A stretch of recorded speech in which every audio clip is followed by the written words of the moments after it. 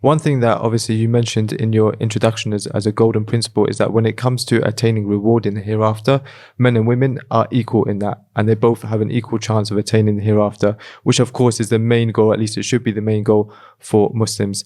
Having said that, there is a hadith that I'd like to ask you about and quiz you on, because how can you claim that if we have a clear-cut hadith in Sahih al-Bukhari where the Prophet ﷺ said, "O women, give sadaqah, as I have seen that the majority of the dwellers of hellfire are you women." Doesn't this clearly prove that actually there's not even an equal chance in the akhirah, because that most women are actually going to end up in the hellfire? This is a very important hadith you mentioned. Very important hadith. The hadith, as you mentioned, the Prophet ﷺ said, "Ya ma'ashar an-nisa tasaddaqna wa akthirna al-istighfar, fa inni ra'aytukunna akthara ahli an-nar." He said, all women, give charity and make a lot of istighfar, seek a lot of forgiveness. For I have seen that women are the majority of the people of the fire. I think the first question we have to ask here, the hadith is a long hadith, we'll come back to it, but the first thing we have to ask is the reason that she is in the fire because she's a woman? That's not the case. In fact, the Prophet ﷺ mentioned specifically the reasons why that person is taken to the fire.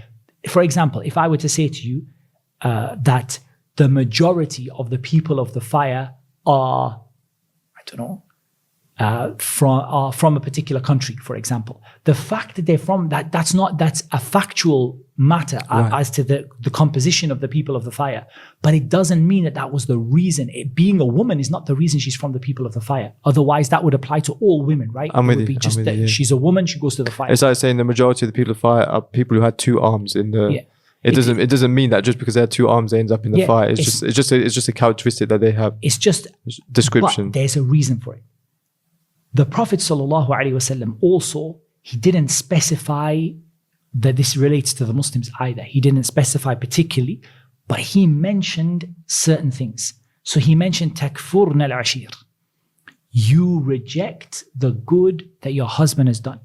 Now we actually have a hadith in which the Prophet ﷺ explains this in detail.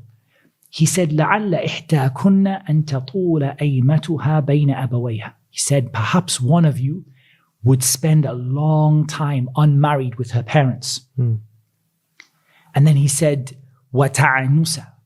And she would become really, like a woman who struggled to get married. She can't get married. فَيَرْزُقَهَا اللَّهُ عَزَّ وَجَلَّ زَوْجًا.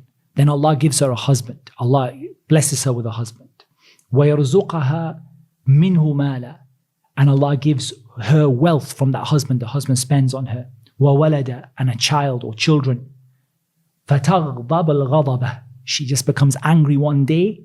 فَتَقُول مَا رَأَيْتُ مِنْهُ يَوْمًا خَيْرًا قَطْ. I never saw any good from him ever. So he said this could be a reason why a woman becomes from the people of the fire. That she got all of these blessings from Allah. And Allah gave her a husband. After a long time, she couldn't get married. Allah gave her a husband. Allah gave her money. Allah gave her children. And then she gets angry one day and she says, I never saw anything good from you. That's not just disrespectful to the husband who did that good for her, but it's disrespectful to Allah Azza wa Jal who gave her those things. Right. I've never seen anything good. Now here, what's the job of the Prophet ﷺ? Prophet ﷺ was sent Bashiran wa Nadhira, to bring glad tidings and to warn people. He warned the men about certain things. For example, he said in a hadith, إِنَّهُمَا يُعَذِّبَانِ وَمَا يُعَذِّبَانِ فِي كَبِيرٍ. These two people are being punished and they're not being punished for something which people think is major. And he mentioned one of them didn't keep themselves clean when they went to the toilet, and the other one used to spread gossip among the people. Many times the Prophet warned, these people will be in the fire. This person will be in the fire. He's warning them. And he's giving them a solution. Give sadaqah, make istighfar, so that you're not among these people. I've seen all of these women in the fire, and they're in the fire for certain reasons. One of the things they're in the fire for, the Prophet ﷺ mentioned in the hadith, تَكْثُرْنَ اللَّعْنَ, that you curse a lot. That the person, they get angry and they curse, they say, they bring the curse of Allah upon their children, or the curse of Allah upon their husband, or the curse of Allah upon people, and then it comes back upon them. So the Prophet said, I've seen this is going to happen. So I don't want you women to be one of those people. Okay. I don't want you to be like that. I want you to be different. So I'm going to tell you the solution.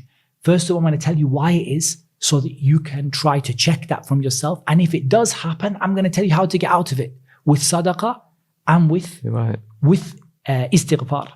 And in reality, there are ahadith, as we mentioned, many ahadith in which the Prophet ﷺ mentioned reasons why men are from the people of the fire. We mentioned as an example the hadith of the two people being punished in the grapes. For example, do we think that most women will go to the hellfire, for example, because of riba? Generally speaking, you would say that riba, even though there are women who get involved in riba, but it tends to be many times, it tends to be men that probably do that more. And there are certain things that perhaps women do more. So for example, the Prophet ﷺ mentioned that whoever guarantees for me what is between his two jaws and what's between his two legs, I guarantee for him Jannah. That's something that is characteristic or it's typical of men, right? And yet there are for women. So the Prophet's job is to warn people and to explain to people what the danger is to them. And he's saying, you women, there's a danger for you. The danger is cursing too much. The danger is that you disregard or you are ungrateful to the blessings you've been given. And when you're ungrateful to the blessings you've been given, ultimately that's ingratitude to Allah, because he's the one who gave you those blessings. So that's how I see that particular hadith, and that's how I think it should be understood.